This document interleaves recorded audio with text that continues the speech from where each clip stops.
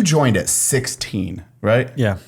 Which is how I didn't even know that was a thing. So that when you wrote that, you were talking about it, I didn't even know you could join at 16. Yeah, you still can. And I've talked about this a lot, but you can join the British military when you're 16, but you cannot deploy on combat operations until you're 18. So you're just doing training. You do training and things, but again, it's kind of something I am proud of.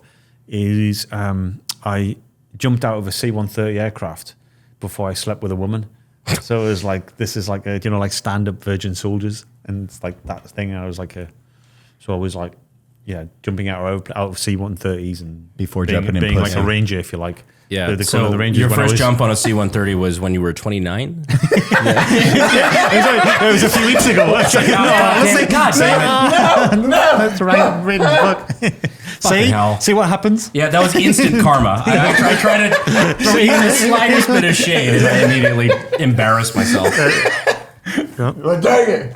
Well, time to fucking myself. Yourself. I thought I knew where that was going. I'm like, no. Oh, God. Sorry, I'm thinking memes now. Oh, Jesus Christ. I'm sorry. It's good. Wow.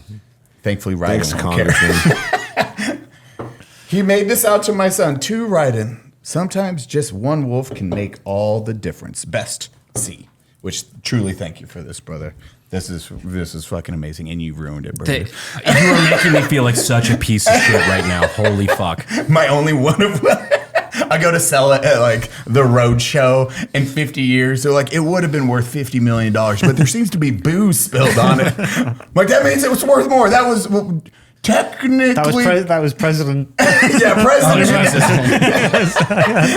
He spilled it, so it's worth more, right? What is that? Future former disgraced congressman.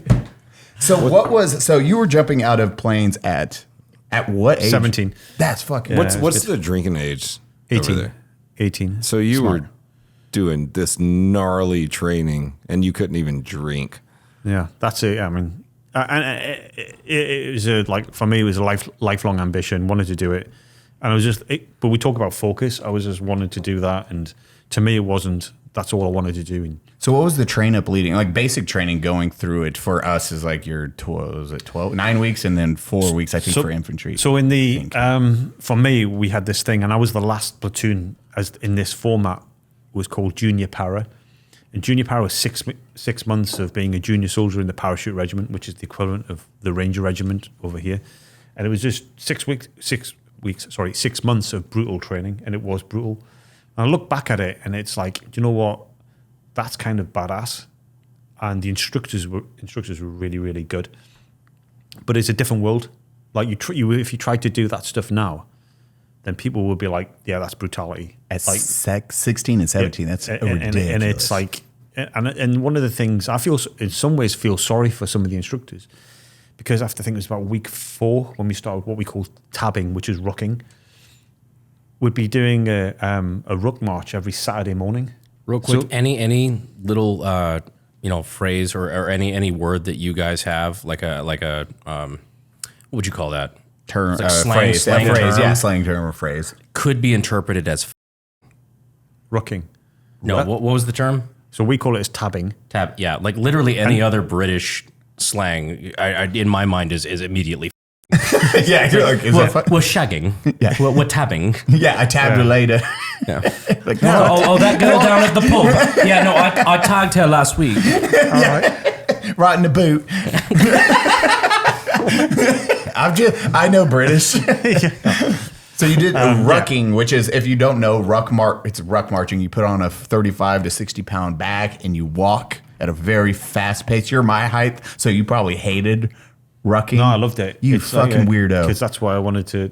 For me, it was what sets the tough guys apart from the normal guys. It's like that's what we do. I want to do that on a Saturday morning. Go rucking, do that, and then throughout the week it was just brutal physical conditioning. Then that finished after 6 months, and then it went into normal training. Not normal training, but training for the Parachute Regiment. They have like a test called P Company, which has changed a number of times over the last few years. But it used to be really hard. And but that was like kind of like Hell Week type thing. And it's like it's a hard test, and there's a really good, if you ever go on YouTube and Cutting Edge documentary called P Company. Look at that was like the P Company, kind of what I did, and then and then you go into they do parachute training, which is just the round parachutes, and then you go into your parachute battalions. And for me, it was like a great honor to serve in the parachute regiment. It was 10 years after the Falklands War, and the parachute regiment played a key role in the Falklands. So. Can you break in more on the Falkland War? Like, it was just like a war that happened in 1982. The Argentinians invaded the small island in the South Atlantic, and then a task force was sent to get them out of there. And so it was like conventional warfare for a few weeks.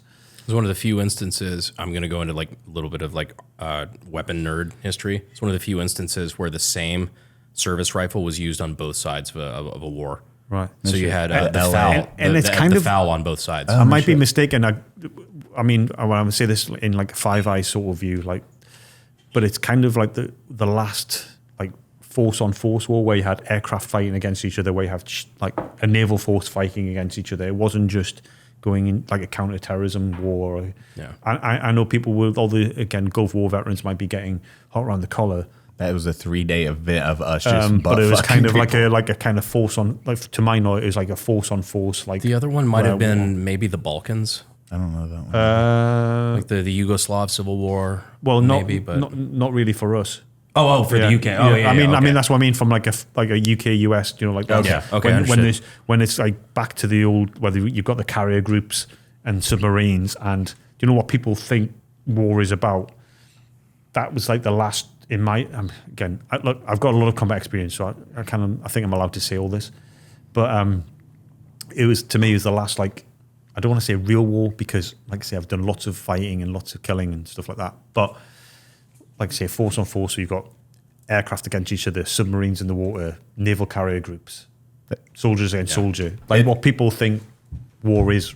Yeah. About. Like that was like a clear cut. You Black know and the white. bad guys. Black, It's black and white. Like a I black think and the white term war. is like near pure warfare, like where you have Yeah, and Not and insurgent again, groups, for but all the actual- there's might be history buffs and people like cursing me now or whatever, but that to me, but it was true grit. It was the Prime Minister of the UK at the time, Margaret Thatcher, was like, yeah, we're not going to just, it's thousands of miles away, but we don't care. This is British sovereign territory.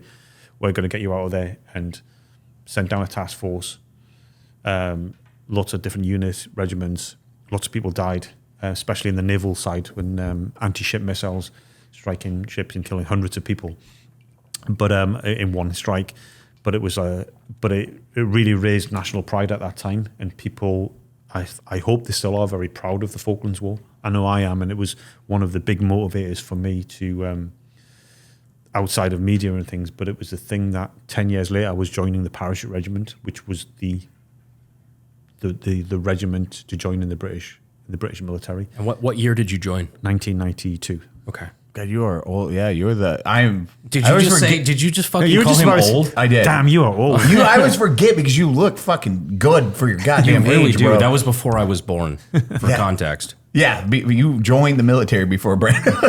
that's incredible. Jesus, Oh my god! I was dude. over here doing the math on the Falklands War. I'm like, wait a minute. Brandon's like, how old are you? Yeah, because I always forget you're. I would have thought you were like 40.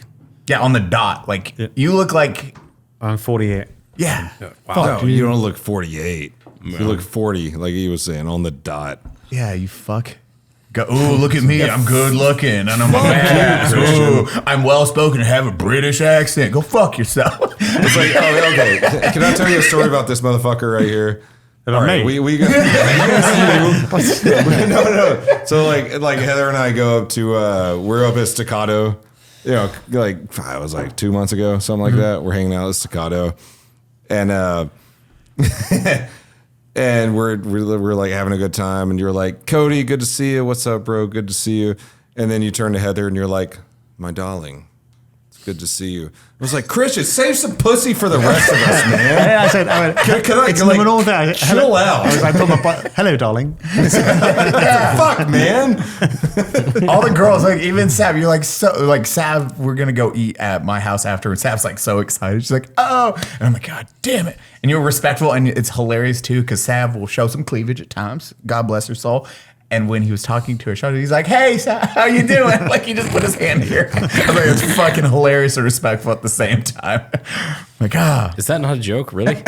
No, it's a joke. Oh yeah. That's a joke. Yeah. I'm like, I wouldn't put it past you. It's like a kind of thing to go like that. It's like, He did it still. Oh, okay, that's what Yeah, I he was meant, doing like, it as a joke. Yeah, I didn't put them on. I didn't put my hand on her. I was like, I hope not. hey, I was like, man, so respectful, so respectful. Nice to meet you. Nice hi. Yeah. It's like, Hi, wow. Good to meet you. Yeah, right. What's up, dude? Hey, homie. How are you? So you joined 8 years. What did you say? 8 years or a decade later from the wars. Gotta love the whiplash of this podcast. From the Falklands War was 1982, 1992. I joined the parachute regiment. And then what was how many miles when you were ruck marching? How far were you It doing? would build up, but the standard towards the end was the 10-mile standard, which was, I hope it still stands, is what you carrying a ruck of 35 pounds, and then a weapon, and it's 10 miles in 1 hour 50. Holy shit, you are cooking.